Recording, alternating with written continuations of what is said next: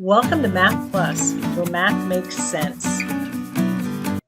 This video is in a series of how to tell time and start when a child is as young as 2 or 3.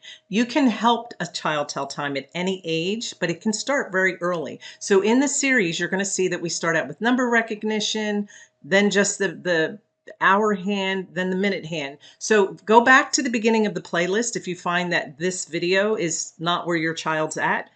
Click the playlist at the end of the video and start from the beginning.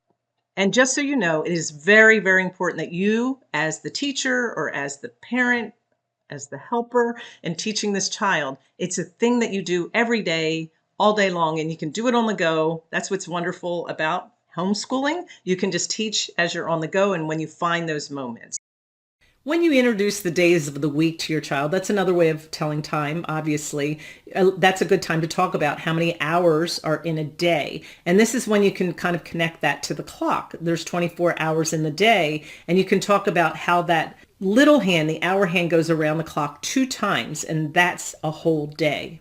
This is also a great time to introduce AM versus PM.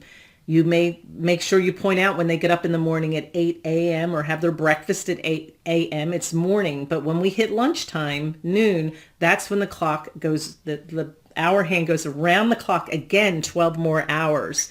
And then you can catch it maybe at 8 p.m. and show the difference. This was in the morning. This is in the afternoon.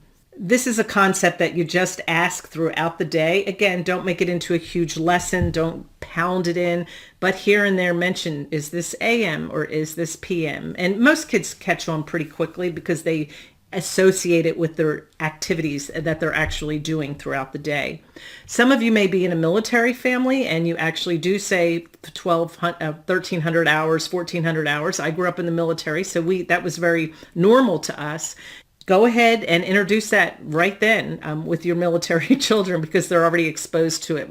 Others, that's up to you when you want to find the time to introduce that. If you're a family that doesn't keep clocks in the house, I highly recommend that you get a wristwatch for your child. I put a link earlier when I had some activities, but they have wristwatches for kids and they're like $10, and some of them already have minutes on them. So it's a great teaching tool, and kids love watches. They think they're big stuff. So they're constantly going to be looking at it. And let them quiz you. Hey, Mom, what time is it right now? And you can tell them, and then they can check their watch. So that's a great way for them to constantly have that in front of them.